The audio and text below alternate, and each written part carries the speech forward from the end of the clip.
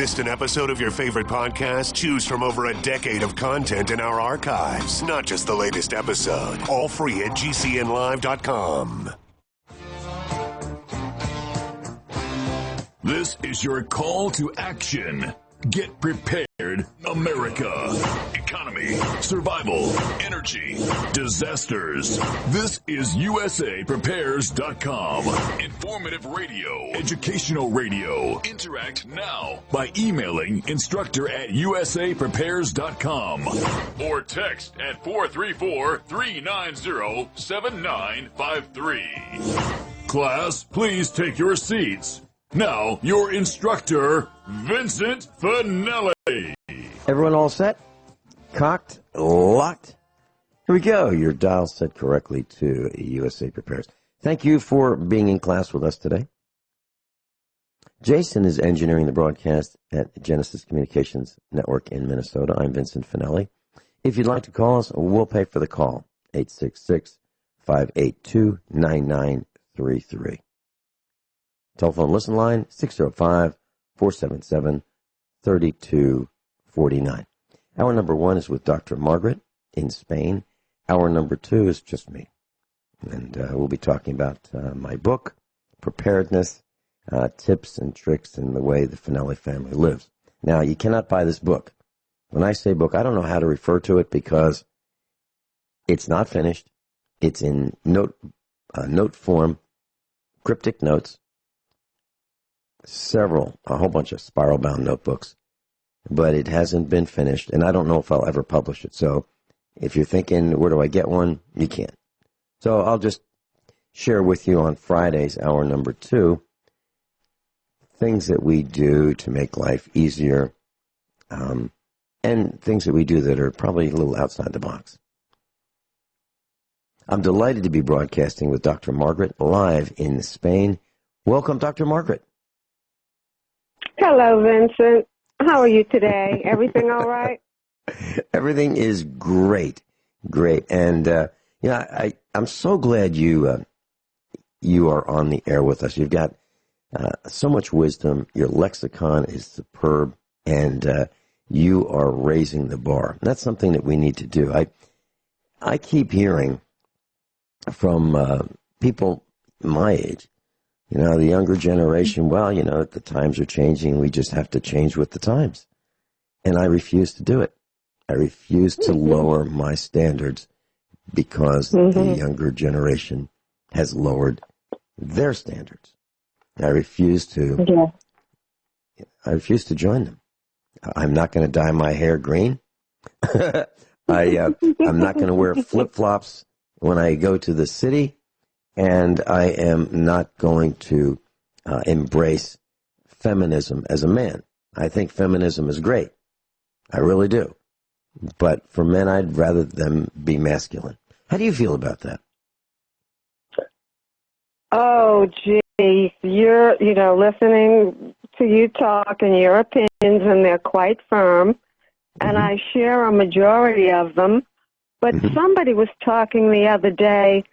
I don't know if it was Gwyneth or you had another woman who called in, and she said she had sort of been raised to be, she didn't say the word, but androgynous, a whole person. So I was the firstborn child, and my father and mother were both athletic, hunters, fisher people. I was never categorized into being a boy or a girl, and I was always told, don't listen to people who tell you to do things. Just don't listen to them, okay? Think for yourself. So I would say, I love what we think of as a strong man. I was listening to Dr. Ram yesterday talking with Max Baer on Leak Project. And Dr. Ram was talking about how we have actually both sides of us. And if we go back to ancient history, they say that we really were both before, and then we got split. And so we're looking for that other half that complements us. And I thought about that again today, and I thought, really, I probably do want a male partner who reflects a lot of what is the masculine in me. If I don't have a man around, I have to do it myself, you know? And since I'm a woman, I have to do the woman's thing. So I understand there are certainly religious issues and vows. I have been married. I am not married now. I don't know. I just want somebody who's complete, competent, and I really don't draw the gender lines. I dress like a female. You know, I'm a female. I know female things. I get along well with females. But I also like to be around men and be accepted as an equal. I don't know if I'm answering your question, but, like your daughter who, did the martial arts. Y'all talked about bullying. I'm sure she was bullied. I was bullied in school for not being a female or for being too female because my breasts were large, so they made up little songs about me. Well, I don't know. Let's just get down to life. I just like competent people. I know I'm a woman. I like men. I'm not going to become a man. And I don't like effeminate. That's not what I meant. That's not what I meant. I don't like effeminate men either. That's exactly what I'm talking about. Effeminate men. No. I would. Not I interested. don't. Correct, and I'm not either.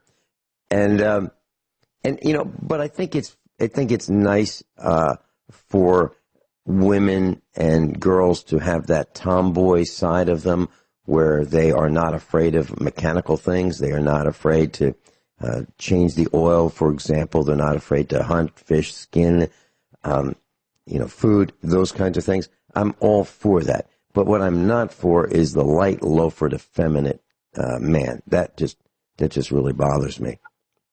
It's just more prominent now. It's more prominent nowadays, and I do hang around university campuses because they've always been really the center of my life. I like places where people of high intelligence hang out and do their things. So I gravitate toward universities. But today I look at the university students, and I'm particularly, my eyes go to the ankles of the men. Are they wearing normal pants with normal ankles and what do we call the lower part of the leg? Not the thigh, but what? The shin? I'm not sure. The lower part. And so, the calf, that's it. So we used to, more of a stovepipe look. Well, the mode today, the fashion, is to wear the little tight around the ankles for the men, And as soon as I see that, all of a sudden I lose my appetite if I'm eating. I'm like, okay, I see the whole picture. Can y'all stand up straight, put on some regular pants, and stop walking and listen to this? I just heard a report on erectile dysfunction, and it's been, in quotation marks, scientifically proven that men who take incorrectly small steps when they walk, like effeminate men do, have a high percentage of erectile dysfunction. And it cracks me up. I read that as well. It cracks me up. Well, yeah. And so it's like, but what can we do? I'm not God. I can't change the world. I'll watch the evolution. I'm like you. I'm in my position. I know where I am, what I want, and what I'm going to do. I'm flexible, but I can be very rigid. And I'm not going to sell out or give in, And adaptation to the present world is tough. Let me tell you this. I'll try to make it short. I went to have a blood test. Before I got in, I saw a male nurse with the short sleeve uniform on, and he was totally tattooed. And I really became unhappy. Now, it just so happens that God sent me into him to have my blood test drawn. So I go in, we're polite, he's very courteous, follows the rules, said everything out loud better than most of the female nurses, and he withdrew my blood with the least pain ever in my life. And so I'm sitting there going, look at you, making judgments about people on their external whatevers. And he happens to be the highest quality person who's ever drawn your blood. So what am I supposed to do about it? Discriminate and become angry at tattooed youth? Or do we judge on quality? It's a real conundrum. It's a real conundrum. We are faced every day with things that just don't seem to make sense, but it's happening. So I'll stop. Would you like to say something? Well, I've been thinking about what you've been saying, and sometimes I go to the dentist, and frankly, I would prefer to have a dental procedure done, whether it be a cleaning or a checkup or a drill and fill and bill. I'd rather have it done by someone who has not been involved in risky behavior. And to me, a tattoo is a sign, a permanent stamp saying risky behavior done here. That's what it says to me every time I see it. So when I think about restaurants, I avoid them now because the guys in the kitchen tattooed all up and down their arms. Sometimes they wear shorts up and down their legs. What were they thinking? Or were they not thinking? And the little nose rings. I'm not being served by nose ring wearer. Okay. Well, I agree with that. And when I have been many years ago, decades ago, I stopped at a McDonald's with the family. It was one of those divided highways, interstates, and there was an island, and in between the north and southbound lanes was this little island, and there were the restaurants and a McDonald's, and so we went in there, and this gal's like got a nose ring, and she's, because it looks like she just had a tongue ring installed, and she said, "May I help you?" And I said, "No." No. No. And I turned around and left. Okay. And the same thing has happened at when the waitress comes up and she's got this thing, and you can see that there's something irritating her in her mouth, and it's "May I take your order?" "No." And then we leave. So now I've decided that I don't even want to say no anymore, so we just don't go. We used to go to the Olive Garden when my mom was alive. She loved the Olive Garden. And the Olive Garden is an Italian-style restaurant. It's a chain. I know the chain. Yeah, they've started to hire more and more tattooed people and nose rings and multicolored hair or multicultural hair, what do you want to call it. It just turns me off. And I keep thinking, if they do that to themselves, what are they doing to my food? So that's where the concern is. If they're risky with their own bodies, what else are they risky with? And I'm just not going to leave it to chance because, frankly, I don't know them. So I'm enjoying cooking here with the family. We all cook. I'm not saying anyone is a chef, but we cook here and we prepare our own meals. And I prefer it that way. I prefer not traveling to the restaurant and coming back. When we come back, I had a bunch of questions for you about life in the United States with lots of accessories and appliances versus Spain. I'd like to read those off and then hear your comments. Is there a difference or not? We'll be right back. Dr. Margaret's with us, and she is the perfect person to describe a difference between life in Spain and life in the United States because she spends time in both countries. So, Dr. Margaret, in the United States, it is pretty common to have electric heating and cooling, whether it be an oil burner or a gas furnace. It still needs electricity to run, the circulator pumps or the circulator fans. And a lot of people have electric washing machines, and all these devices are electricity powered. So a washing machine, a dryer, dishwasher, refrigerator, lighting, TV, DVD player, internet, television, cordless phones, coffee makers, computers, cell phones, garage door openers, security systems, lighting, water wells, electric mixers, toasters, microwave ovens, bathroom fans, 24-hour stores. Okay, so here's the point. Well, I mean, that's just the tip of the iceberg, right? So I know. if the grid goes down, every one of those things I mentioned stops unless you have a generator or some way of producing your own electricity. What is the difference between Spain and the United States with of the items that I've mentioned?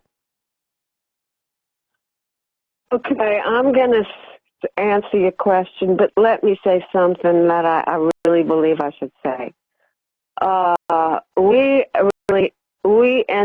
We're talking about preparation. And about 2 or 3 days ago, when there was this pretty important swarm of earthquakes near the San Francisco Bay Area, did you hear about that? Oh, yes. Mm-hmm. Mm-hmm. Okay. Sure. Well, so on watching San Francisco news, they showed a little video of what the government is requesting, and that is each family spend 1 hour a day going through living without electricity and other services for 1 hour a day. And 1 hour a day, no power, 4 days a week. And on the video, it showed the mother sitting on the floor with the 2 young children, probably under 6 or 8, looking at different instruments, food things, just getting them acquainted with it. So the more we talk about it, I hear more people talking about food conservation, and conserving and canning, and there's a big debate about canning and whatever. So, again, Dr. Ram said yesterday, you need water, you need food for 3 days, and you need a backup plan. But so I just want to get this in. They are preparing people in different parts of the United States for different types of emergency situations, and they are saying expect future and frequent power outages. So I just want to know again, is anybody doing it? They're showing it on San Francisco television, how to have these little sit-downs with your kids and get them ready for what's happening, and then do it. An hour a day, 4 days a week. Now, can people afford to do that? So in my perspective, I'm just seeing the preparation, the being ready for it it's the first part. It's number one, and who's doing it. So I'm not going to ask has anybody called in, and we're not going to get into their food list, although I would like to recommend a few things people should buy as they do their grocery shopping. But we're not going to talk about that right now. We'll go back to your question. Oh, let me tell you one other thing that might make you happy.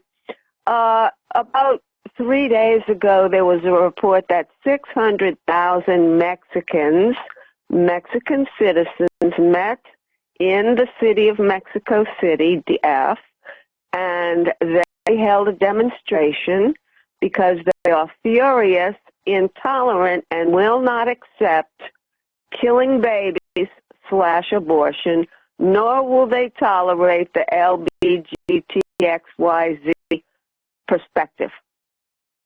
So they were out there, more than 500,000 people at once, saying we're not going for it.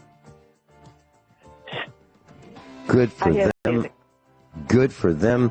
I've got to put Mexico on the list of places to consider. I mean, seriously, that's wonderful. I love it when people protest for the right reasons. I really do. Correct. And what's wrong with our people? Right. The blacks protest when they get shot and killed in their own homes. Why don't we? Dr. Margaret brought up some really fascinating points, great points. And when you were talking about California recommending the 1 hour per day family discussion, doing without to see what it's like, absolutely what should be done. And we in the United States have become accustomed to 99.x% electricity availability. We just think it's our right to have electricity available all the time. It's really nice, but it costs a fortune. It pollutes the air, water, and soil. It's dangerous. People get killed by it. We take it for granted, and we should do with less. We should learn how to take shorter showers. We should not have 100-gallon bathtubs. We should not water lawns just because we want to keep up with the Joneses or because there's some idiotic HOA rule that says you will maintain your lawn bright and green and weed-free. I mean, those kinds of things are crazy. They're extravagant, and we should, in my opinion, we should not comply. But what I'm saying is, when I listed, just a few of the electrical devices that we have, the appliances and accessories, we have become accustomed to them and think that that's the way it should be. And actually, we should have more. And that's what Christmas is all about, more gadgets that we don't need. Well, in Spain, are those who live in Spain as spoiled and as greedy and as reckless with resources as we are in the United States? Would they notice a grid down situation as much as the Americans would because of our insatiable greed? I think the U.S. is the most electrified company. It's horrible to fly over the country at night and see what I call the cancer spots, which are the cities. They're just like cancer spots. So in Spain, no, we won't notice it as much. Everybody here has their wood stacked up for, they never run out of wood, okay? So they're doing it all summer. They keep doing it in the winter. People here are used to living with fireplaces, living around them, cooking. They have, architecturally, we could talk about one of the best things I think there is in Spain. It's called the ladera, and that's the fireplace, which people lived around, cooked around, took naps next to, put the babies next to, and hung up their clothes to dry. So people will switch from one fuel source to another. I have butane-operated heating, but it needs, of course, an electric spark to start the fire going in the water heater. So I don't use it.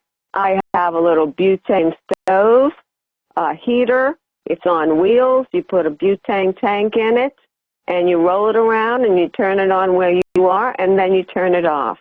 I wear more clothes in the house. So do people. We go from inside to outside without really changing much. People here are used to living without.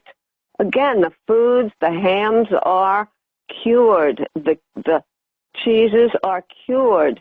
Other things, the fish are smoked and dried. Most people don't have a freezer. It's just not the same. And they're also used to walking in the rain, walking in the cold. It doesn't mind. They're not gumdrops. They get out there and do it. And you do what's appropriate to what's happening. So, no, again, we have the mini hotel-sized refrigerators. My landlady doesn't even have a washing machine. And she's 74 and the cook is 86. But the washing machine broke a few months ago, and she said, well, we're not getting another one. It's too expensive. So they wash by hand. They're a little bit. They don't wash, I've seen American washing machines. Gee, the water that is wasted and the electricity. With American washing machines, it's ridiculous. Here they wash with 1/3 of the water in a machine. But people don't care if you don't have your electricity. People have fountains. We have the natural flowing fountains. They have wells. Some of the wells are hand, powered. Although the big money people are trying to come in and install their new things. Let me tell you this, which really makes me angry. And I don't think I'm directly answering your question. But I've always had a landline and a cell phone. And so there was a big network problem, and my landline went out, and it was out for 2 weeks, which really infuriated me, and they kept saying, oh, it was a massive network problem. So then the guy came out, and he's looking at my setup, and I had my landline plugged into the wall for the connection and plugged into the electricity. Well, I find out what is one of my problems. I didn't have my landline plugged into my fiber optic router. And I'm like, what are you talking about? I don't want a landline that goes through a router. That means it's all the same thing. It's not a landline. And he goes, well, it used to be that way, but you can't have that anymore. I said, well, I don't want it this way. And he said, well, you can't have it anymore. And I said, well, I want a landline. And he said, well, you can't have it anymore. So some things we have control over. I can control my heat source, but and I don't depend on electricity for it. And if the light, if there's no light, well, then you go to sleep or you sit around the fire. But no, things are changing here against my will and against the knowledge of many people. Many people are not informed. Now we can talk about the culture. This culture is not highly informed. The big ones are doing things to the uninformed ones who are often illiterate, like to look at pictures, illiterate means they're not able to read the material. And they just kind of take what the government gives. But I'm more attentive and cognizant of what's going on, and I don't like to see the system clamping down on me. Not happy. So, yeah, I agree with you. Go ahead. I agree with you. A guy showed up with a pickup truck one day years ago, and I said, so what's up? I'm paraphrasing. And I said, I'm going to install a meter. I said, I'm good with the one I've got. I had an analog meter, and he had a whole pickup truck bed full of smart meters. And I said, no, I don't want it. And he told me in no uncertain terms, if I didn't get out of his way in my driveway, that he'd call the sheriff and have me arrested. I know. So you're right. That happened to me in Florida. And I made a mistake. I made a mistake. What I should have done was I should have gotten my backhoe, and I should have picked up his pickup truck with my backhoe and carried it to the road and dropped it off, because he was trespassing on my property. He had no business being on my driveway. So now that I think about it, that's what I should have done. Or we have a bulldozer too. Or I should have just fired up the bulldozer and just pushed his pickup truck down the driveway. Either one. Slowly down the hill. Well, maybe roll it a little bit, over and over and over, But no, seriously. But then you would have. I literally could have grabbed his pickup truck with either the front bucket or the backhoe and picked it up and just dragged it down the driveway. I could have done. We have a gravel driveway, so I could have done that. And it's, but thinking about it, I should have said, you got 10 seconds. 10 seconds to leave, or you're trespassing, and I'm going to remove your vehicle right now. No kidding. Seriously, pick one. And if he said, no, I'm going to put the meter in, while he's putting the meter in, his vehicle will be going down the driveway. I've had it with people forcing their will on me and my family. I've had it. We've been sold out by senators, Congress critters, pretty much everybody. Corporations keep changing the terms and conditions. Every time you get a new credit card in the mail, and it's like, here's your new one. Now, here are the new terms and conditions that go with your new one. If you'd like to use it, you have to agree to these terms. Otherwise, your account will be closed. Absolutely. That's what's happening. I know, and I feel like between a rock and a hard place. Some attorney once told me, and it sunk in, pick your fights, and that can be interpreted at least two ways. He was trying to tell us to select the fights we choose to get into. The one about people trespassing to try to do something ordered by authorities, I just see you involved in legal battles for years. And I'm not willing to give the few years I have left in my life to that. So let's just go back for a sec to Mexico, because I have been looking at expat communities, not intensely, but I think about it. And there are some, and I can give you some links later, there are some very interesting ones in Mexico. And let me tell you this, now we can go to the culture. The values of the Mexican traditional culture are much more family-oriented, humane, life-protecting, life-valuing than ours. And let me shift to something quickly. There are retirement facilities, and they are visited. There are some towns which are becoming expat communities, and we're not talking about any old person. We're talking about people who have led incredible lives in the States or around the world, producers, photographers, people with money, regular people, selling everything and moving down to these expat communities. And English is spoken as well as many other languages, but you're surrounded by a beautiful Mexican community with fresh food. Let me say this. There is a woman who used to be a full-fledged academic, I think, in linguistics. She's now become an archaeologist, and she's going to Egypt a lot and blah, blah, blah. Her name is Carmen. She's just officially moved to Spain, and they asked her why. Because there is no 5G, because there is no GMO, and because the people have values that she shares. Let me switch to this. Old folks' homes, older care facilities, extremely high quality in Mexico, speak English, filled with Americans and other, English speakers. The cost of a typical retirement home of quality is about $5,500 a month. I don't have that. The price of one of the best in Mexico is $1,500 a month. Mm-hmm. Hold that thought. We'll be right back. Dr. Margaret's with us live in Spain. Dr. Margaret, I've got a question. I think you want to talk a little bit about interpersonal relationships. A question I have is, people are now using texts more than they're talking on the phone.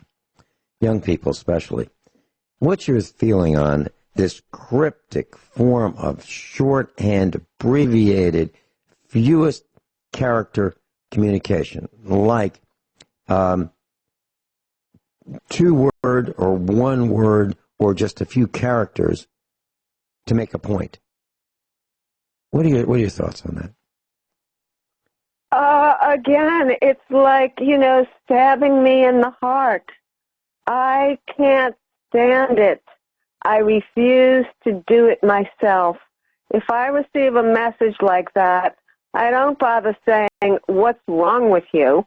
But I do write back in complete, grammatically correct sentences. I'm not going to play the game.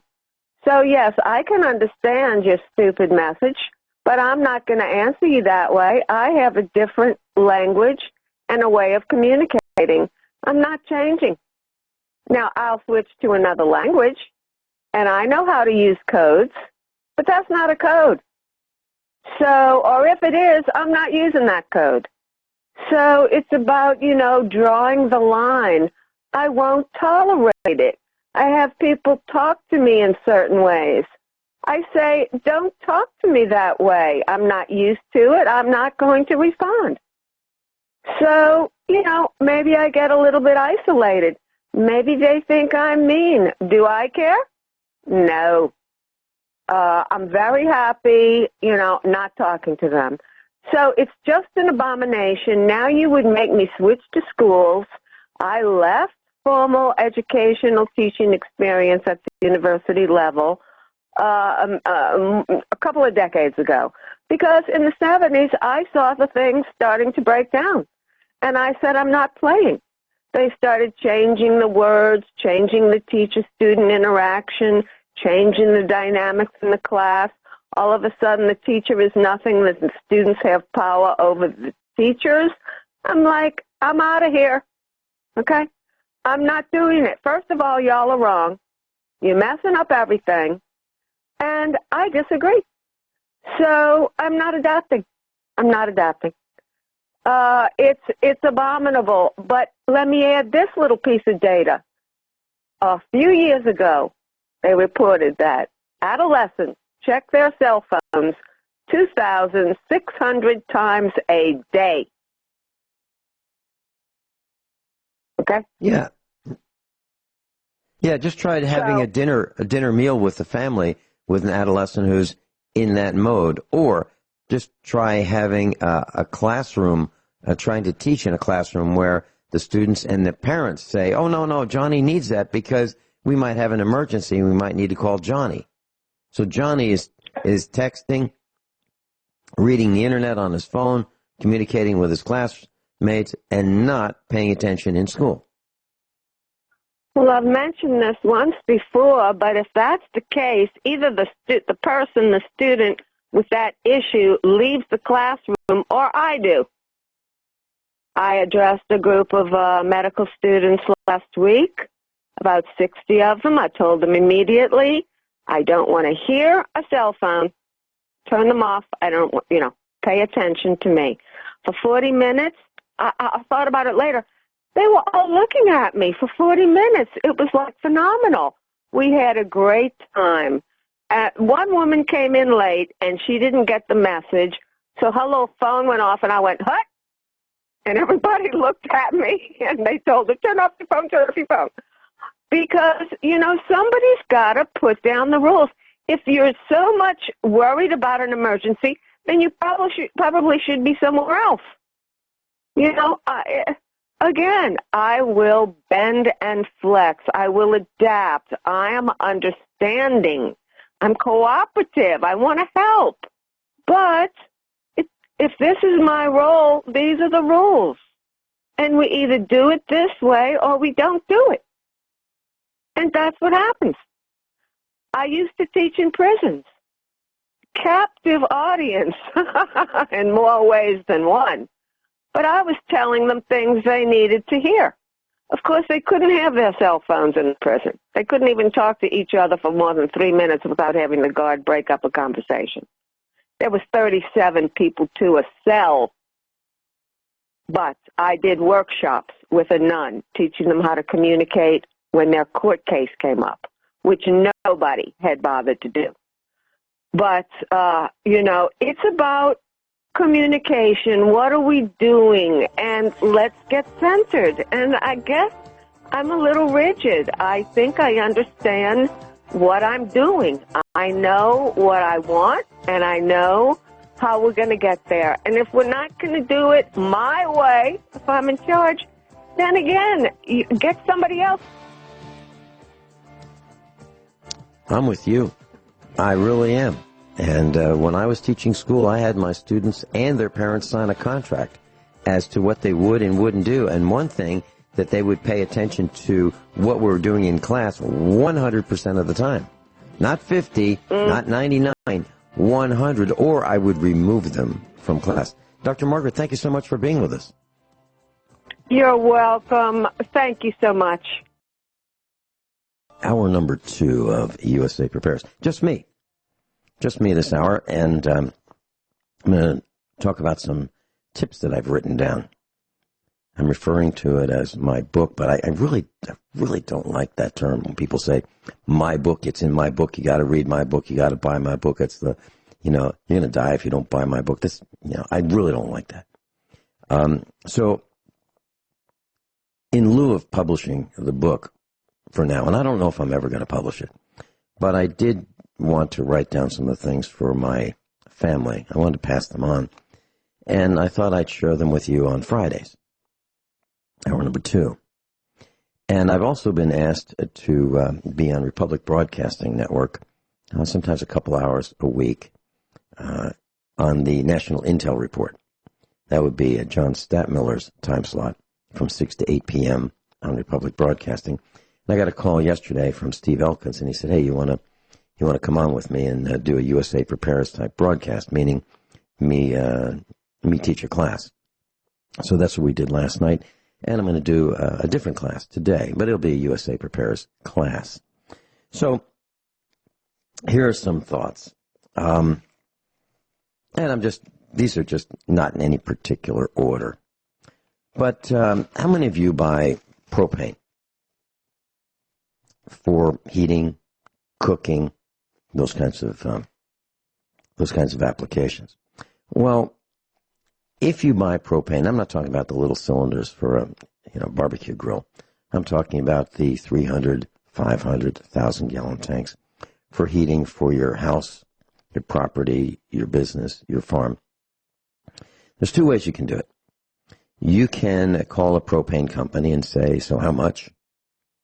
You can call several of them and ask them that same question. And they sell it two ways. One way is if they provide the tank. And that's really common because the tanks are so darn expensive that the customers typically say, I don't want to buy a tank. Can we use yours? Do I rent it? So what does a tank cost? Well, I bought a tank for a 500-gallon tank, and I prefer the 500-gallon size, and I'll tell you why in a couple of seconds. I paid $400 for a reconditioned 500-gallon tank. And I bought another one, and I paid $500 for it. And then I bought another one, and I paid $600 for it. So they average $500 a tank. And this is over a large number of years that I've bought propane tanks for different properties. And if you own your own tank, you can shop for propane. You can buy it wherever you want. If you, and they call them rental tanks, and I'm not sure why. Sometimes there's a charge for a rental tank. Sometimes it's really a loaner tank. You buy the propane, and they let you use their tank. You stop buying the propane, eventually they want their tank back. And there is this kind of agreement among propane companies that one propane company will not fill a propane tank lent or rented by another company. And typically the propane companies will identify their tanks with a different color cap, like a domed cap. Some are orange, blue, red, white, silver, purple. So they can recognize their tanks at a distance. And they also have brass tags that are kind of welded, spot welded in a frame on the tank. So there's a serial number when the tank was manufactured and so forth, the size, the thickness of these tanks. There's a lot of information about the tanks on these tags. But one company will not fill another company's tank, generally speaking. So what happens is if you have a propane tank that's provided, lent, rented, provided by a propane company, you're locked into whatever they're going to charge you because it's their tank. It's not your tank. So I don't have and never had a propane tank that wasn't ours. I've bought them, and I'm responsible for it. If it fails, it's on me. If I don't paint it, it's on me. If I let it sink into the ground where the bottom rusts out and it leaks, it's on me. But I want that responsibility because I want to make sure none of those things happen. I want to make sure they do get painted. I want to make sure that they do get maintained. And I'm not going to trust someone else to maintain my propane in their tank. So we own our propane tank. If you have multiple tanks, you can manifold them together, which means you take a piece of Schedule 80 black iron pipe and you connect one tank to the other. And typically in between the two tanks, there will be a T, and that goes to the propane regulator. And what the propane companies will tell you is, you've got a gauge that tells you how much propane is in each tank. Here's what you do. This is their line of thinking. I totally disagree with it. They'll tell you to open both valves, and that way you can draw down propane from both tanks simultaneously. So they'll both be at 80% to start. That's a full tank, 80% full. You need expansion room so that this is liquid propane, liquefied natural gas. And it doesn't compress very well at all when it's in liquid form. So what happens is you need that expansion room for when it's a sunny day and the propane expands with heat, and it'll break the tank if you don't have expansion room. So you only fill a propane tank 80% full. Then, as you draw down, if you have those tanks manifolded and both valves are open, one on each tank, you will draw down simultaneously so that both tanks will be at equal level all the time. As propane is consumed, the tanks will go lower, lower, lower, and both will be empty at the same time. And they think that's a good idea. I think that's crazy. And here's why. If you have a leak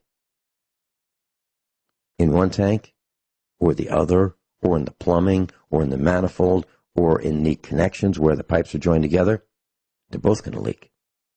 And if you don't pay attention, you can lose the propane in both tanks. So I would never do that. What we do is if we have multiple propane tanks, only one of them has a valve open, only one.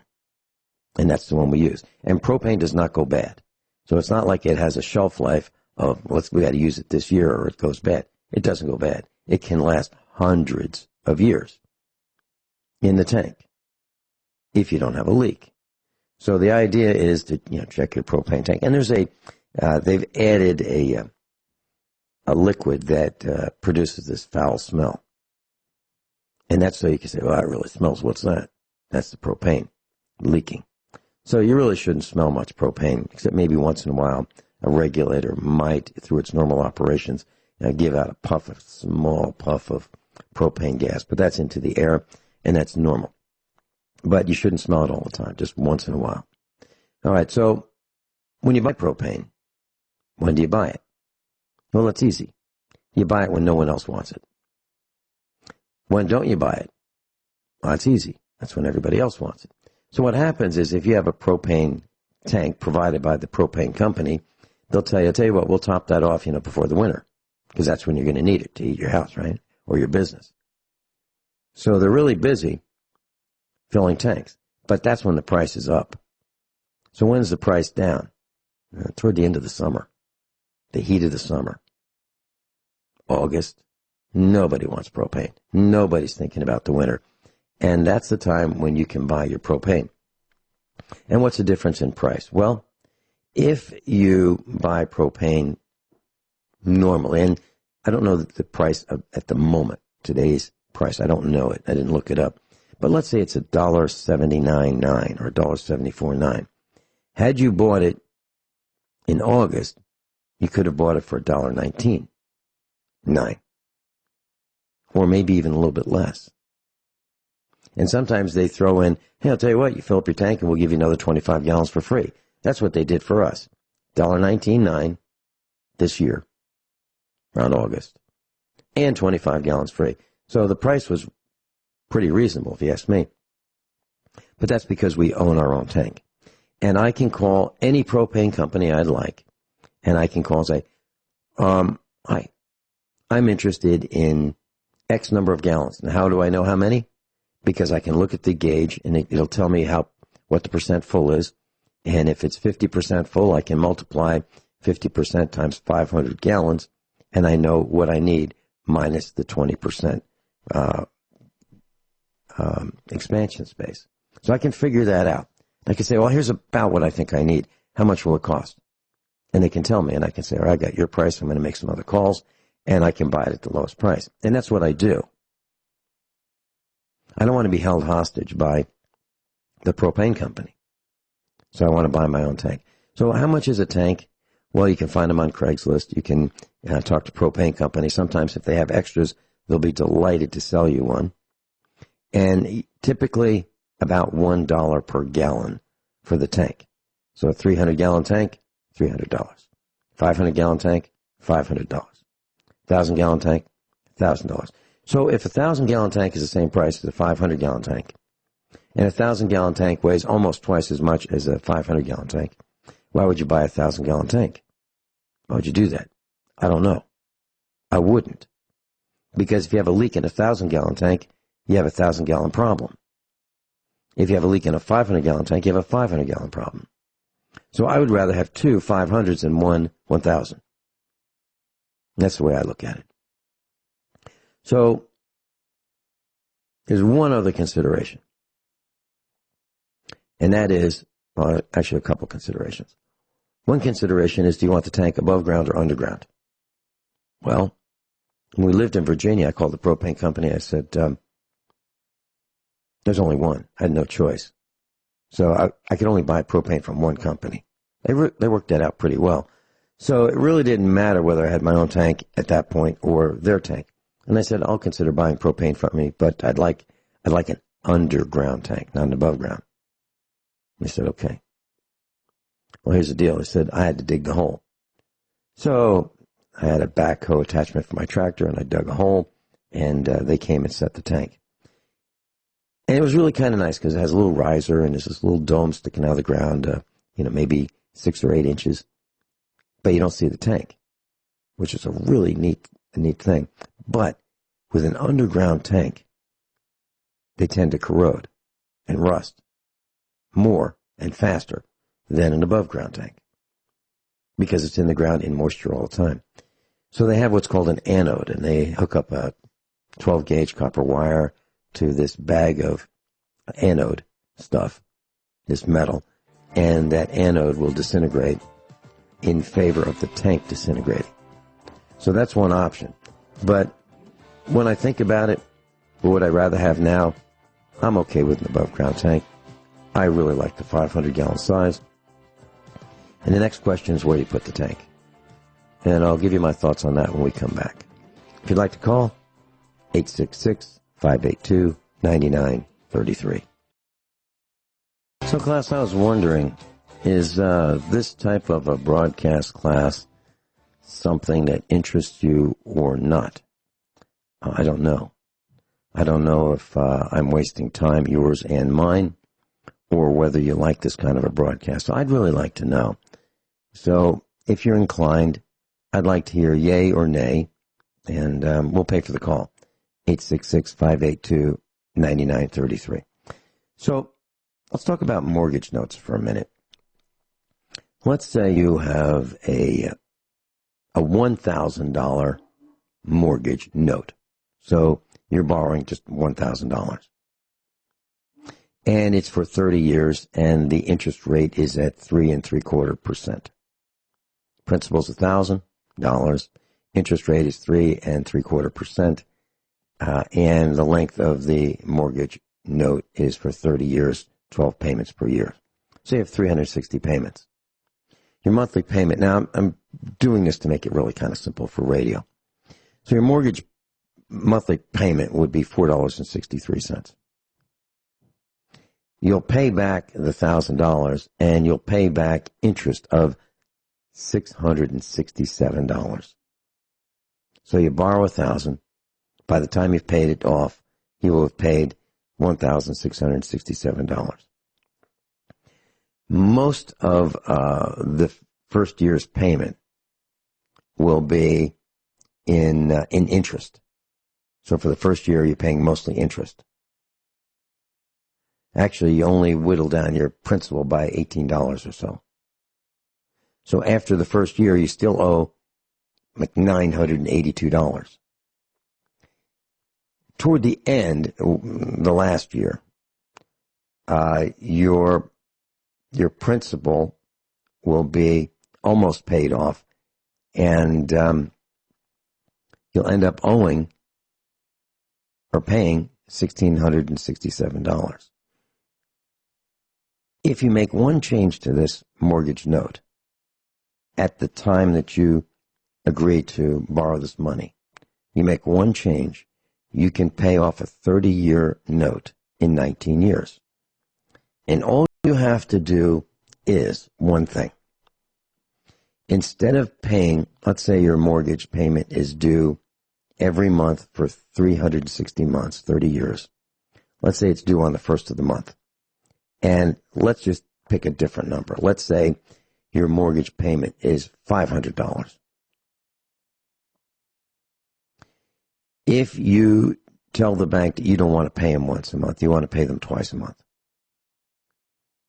And instead of $500 on the first of the month, you want to pay them $250 on the first and $250 on the 15th of the month or the 14th. Just by taking that one step, you will reduce the mortgage from 30 years to 19. And that is been called the halftime payment. Halftime.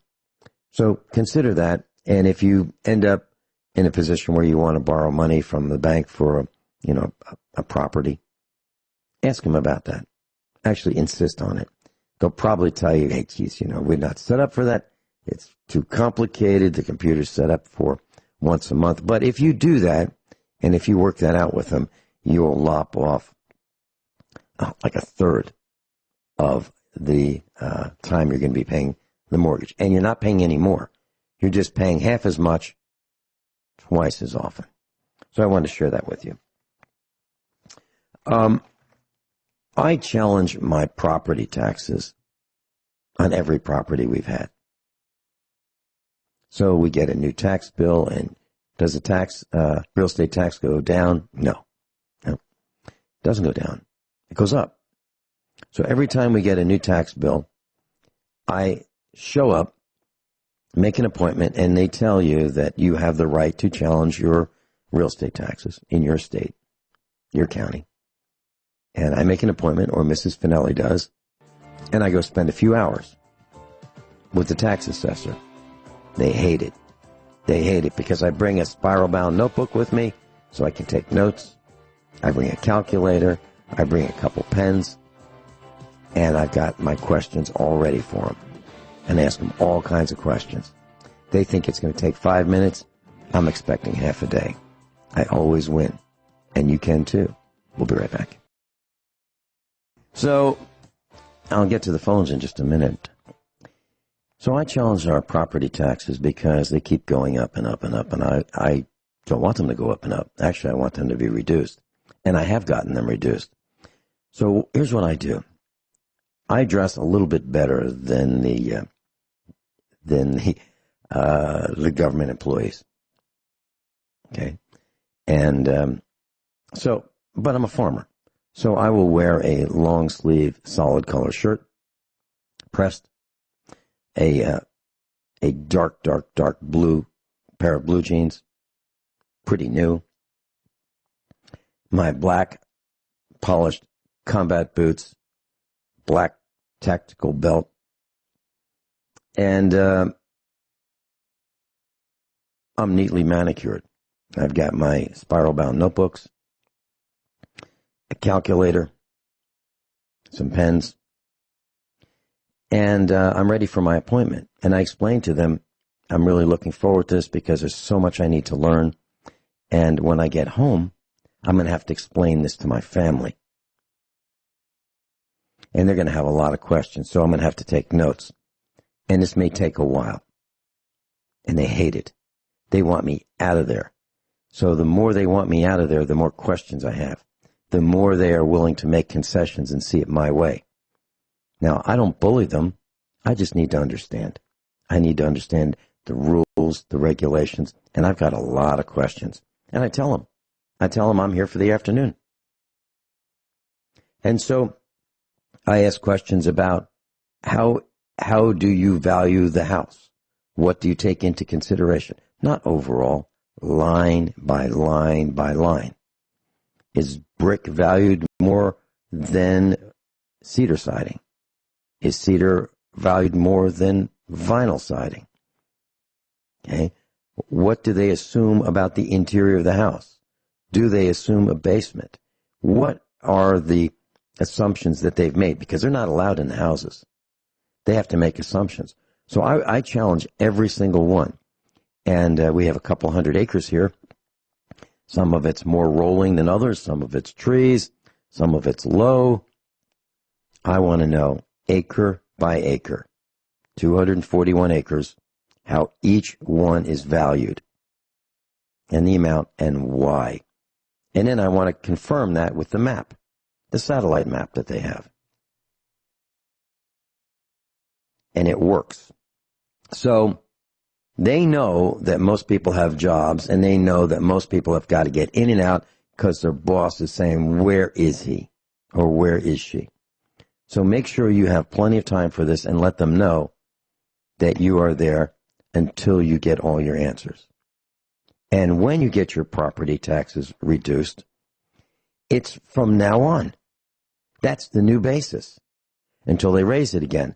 But the basis for it has been established, and you have confirmed that they're right. And they're not always right. And in every case, when I've challenged our property taxes, they have made some assumptions that are not correct. But here's what most people will do. Most people will say, I don't want to raise any red flags because they may not know about this deck that I put on, or the deck that I added 3 or 4 or 6 feet to, or this other thing that I did. I hope they don't find out. They don't know. So challenge them. And so what most people do is they want to keep their head down. Not me.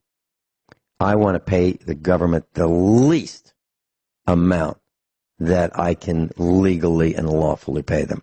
Not 1 cent more. Robert in Kansas, you're on, and Kyle, you're next. Hey, Vincent, good morning. Looks like we got some nice weather for farming, huh? Well, it looks like hay tomorrow. It's I've got an appointment with the tractor, and I'm going to go do some tractor therapy and bale another 50 acres or so, and that'll put us pretty close to the end of baling. So, yeah. Oh, yeah. Nice. I was going to say, you had a conversation earlier this week with Dr. Sheely, and you said something about a ship going over the horizon, and that's how you know. Oh, jeez, I was thinking about you when I said that, and I said to myself, I know he's going to call. I know he's going to challenge me on flat Earth. Go ahead. Go ahead. So, well, I'm not challenging necessarily on the flat Earth. I was just going to say that you can see a ship go over the horizon and then utilize a set of optics or a zoom camera, and you can bring that ship back into your vision. The effect that you're seeing, like when you look down a highway or a railroad tracks, you'll see them coming together. If you look down a long hallway, you'll actually not only see the sides coming together, but you'll see the floor and the ceiling coming up and coming down in the same manner that the walls are coming in. And so that's okay. really the effect that your eyes are having when you're seeing that. No. My eyes are watching the ship go over the horizon. I understand that. So really, Robert, are you serious? Do you really believe that the Earth is flat? Come on, tell me the truth. Vincent, no, I don't necessarily say it like that anymore. I used to say in a definitive way what I thought, but now I just find that it's not helpful. And so I just say that I question, fundamental truths that we have, whether it's evolution or the shape of things, space, all these things that we're told they are a certain way. Uh-huh. I have a way of, I just tend to question even the fundamentals of what we believe. I have no problem with that, but one fundamental thing that I'm absolutely certain of is that the objects in space, we can call them stars, we can call them planets, most of them are rounded. They've been pelted, and I believe that the sun, when I say round, I should say spherical, and the Earth, I believe, is spherical as well. And Robert, that's why transmitter towers for radio stations, television stations, ham rigs the antennas are on towers to compensate as much as they can for the curvature of the Earth. And one of the antennas of a radio station that I was on early in my learning experience about radio, tower was about 330 feet up. It's pretty tall. And the idea was so that it could overcome the conditions of buildings and trees and the curvature of the earth. And that's why. Robert, I've got to run. I've got another call, and I've got a couple more things I wanted to mention. But I appreciate your call. Okay, Ben. Thanks for the call. Have a good day. Bye. And thank you for challenging us. I think it's great. I really do think it's wonderful when we are challenged based on the things we say. Well, hey, Again, Vince, Robert, we get along when it comes to the moon landing. We get along great. So if we can stick to that, and we don't have to even go into those other areas. Okay. Well, let me just say this. Last night I was on Republic Broadcasting, and Jim Fetzer called in. Now he wrote a book called "Nobody Died at Sandy Hook," and we talked to him for a little over half an hour. Steve Elkins and I. And I asked for his phone number because he also wrote a book about the moon landing hoax. Now, I am absolutely certain that it was a hoax. And there's several reasons why. So I'm going to call him, and hopefully this weekend, and have him come on, and he and I can explain what we know about, and I don't say believe, what we know about the moon landing hoax. So, Robert, thanks very much, and you'll want to tune in. That'd probably be on a Friday. I don't know what Friday, but on a Friday. So thank you for calling. All right. Thank you, Vince. Have a good day. You too. Bye-bye. Kyle in Montana, welcome. Good morning, sir. How are you doing? I'm fine, Kyle. And you? Doing well. I love these kind of broadcasts, Vince, by the way, to start out with. Of course, you know me pretty well, and I think your ratings will probably go quite high doing this thing. I think it's a great idea, and I think a lot of people want to know this kind of stuff. I love the way you jump around from one thing to another, and the way you calculate and think about things. One little consideration, and I don't know how your taxes are done there in Missouri, but I do know here, I had some land when I had a farm and we were off grid before we moved here, and they were going to charge me. They were going to charge for that 1 acre that my house was on. They were going to charge me $55,000 worth of value to that one little acre, regardless. And it had a mobile home on it, right? That was not on a permanent foundation. And so I challenged that and told them, I said, I might even agree with you if I were in town and if it were on the grid. And after we sat and haggled for about an hour, I ended up getting that reduced from $55,000 down to $25,000. So that kind of stuff, I agree with the way you're doing things. I like it, and people have to really be willing to, take them on and talk and think and do what you're doing. I love the way you think. Well, I appreciate that, Kyle. In our neck of the woods, it's not 55,000, it's 10. And the assessor did the same thing. She said, well, we'll just give you, an acre of your farm, and we'll just associate that with your house. And instead of being valued at whatever farmland is valued at, which, might be a couple $100 an acre, or 1,000 or 2,000, we'll do 10,000 for the part around your house. So what I decided to do was expand the farm at the expense of that 1 acre. So now I have the cows mowing around the house. So now, and I have pictures of it. So we have a herd of cows, and the only part that they don't have is the area where the house sets, and it is permanently attached. So I can't argue that point with them, but I can say no. Everything, all the land on this farm is for the animals except for the little part that they let us have, which is where our house is. Everything else is theirs. And that's next. So that's next year's taxes. I'm going to do that. So I've got the pictures. I took them this summer, and I decided I've got the electric fence, and we moved the fence. So it's bona fide. It's not like I'm making it up. So I'm leaving no stone unturned. And what you mentioned, Kyle, without actually saying it, is that once you got this, you challenged your real estate taxes. Once you got it lowered, it's lowered from then on. Correct. You don't have to lower it next year again for the same reasons. You might come up with different reasons and get it lowered even more. But that lowering stays. And it's lowered for every year that follows the year of the lowered taxes. And that's what they did for us. One thing that we said was, we lived in Virginia. Okay, so how do you value the land? Is woods or timber valued more or less than open fields? Well, it's the same. Okay, how about swamp? Oh, no, that's worth less. Well, we've got swamp. Oh, okay, we'll have to lower your taxes for the swamp. And I showed him where it was. Kyle, did you want to hold? No, that's okay, Vince. I'll let you finish up. And just thanks for what you're doing. Thank you, Kyle. So we've got George on line 1 and another thing on line 2. That would be Kyle on line 2. Let's see if we can make this all happen. George, welcome. Hi, Vincent. Vincent, are you alone on this hour? I tuned in a little late, unfortunately. Yeah, what I'm going to do is Friday's hour number 2.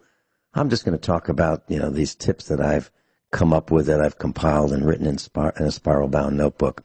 And if an instructor doesn't show up, I'll just go right to the book and talk about these topics. So that's my plan. Yes, I'm alone today. Okay. Yeah, I just didn't want to be rude to someone else yet as a guest. No, I just wanted to say this with the real estate. It's a tug of war. If you don't do, not you, but if the people don't do their part pulling backwards, they'll over-assess you if they can. And it gets to the point you're not only paying rent, but let's just say you're in a position where you're putting yourself in a dangerous position where if you have any kind of a financial, medical mishap or what have you, where you have a shortfall, suddenly you turn around and you realize that you're in a house that's over-assessed.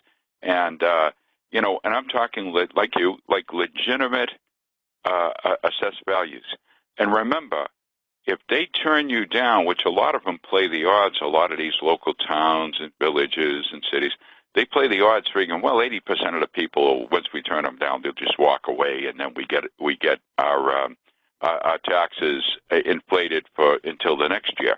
And remember, even if it takes a year or two to get before, you probably have to go down to the state capitol at some point, but a lot of times it gets resolved because they don't want to make it look like they didn't throw you a few crumbs so when they go before the state. But the thing of it is this, I just wanted to throw this out. I'm not picking on any particular area, but I had the chance to visit Puerto Rico a number of years ago. And down there, they told me they don't have to pay taxes on their properties. I don't think they have to pay taxes, period, but they don't have to pay taxes on the property. They said it's voluntary. I said, well, what would you have to pay if you volunteered to pay taxes on your home? They told me $1. Now, my feeling is this. If that's nice for them, and that's fine, but then my feeling is the Me Too program, so to speak. Why can't we have that? And again, we're responsible for all the upkeep, all the maintenance, and so on and so forth. But I will say this. There's a lot of corruption up there in a lot of city governments, in my opinion, or town governments. And locally here, they caught a number of council members getting significant discounts on their homes. And these were rental properties, whatnot. So you know what they turned around and did? They voted themselves to hire a lawyer at the village and the city's expense, $46,000. So I'm just saying, but they're caught, and now the state is really looking closely with them. But let's just say the more people who go and file an appeal, the more chance is the state will come in, and it levels the playing field significantly. Mm-hmm. And the more they realize that you don't back down, and the more they realize that you will tie them up by asking them questions that they are required to answer, the more you do that, the more they can't stand it, the more they want you out of the way, and the more likely they are willing to relinquish to your way of the equation, if you will. You're absolutely right. Right. But Vincent, remember, we're talking legitimate legitimate discounts on the property, because when you start they start sharpening their pencils, because they're going to spend, when price is no object, when someone else is paying for it, with a lot of people, especially these political types there, they're very liberal with other people's money, but they're very careful with their own. Mm-hmm. Yeah. Just think of robber barons in England under Robin Hood. That's basically the scenario I think we're in. Right. And we're talking about legitimate challenges for legitimate reasons. Nothing that is not above board. George, I really appreciate your call. All right. Thank you for Good talking to you. calling. God bless. Good talking with you. That was USA Prepares instructor George in New Hampshire. Kyle, one more thing.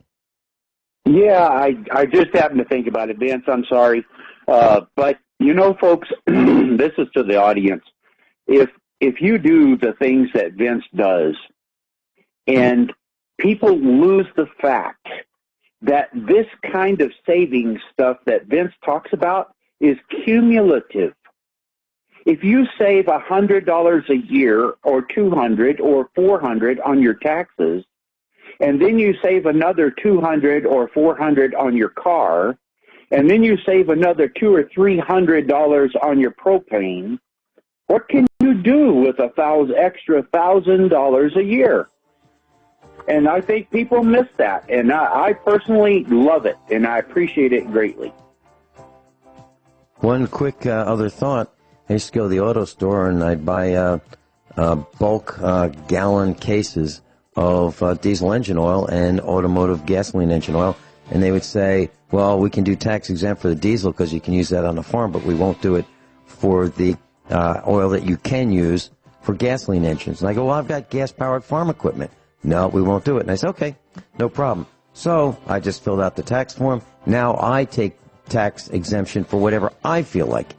I'm not going to let some store clerk tell me what to do. I tell him what to do. And that's what you can do too, class. See you next week.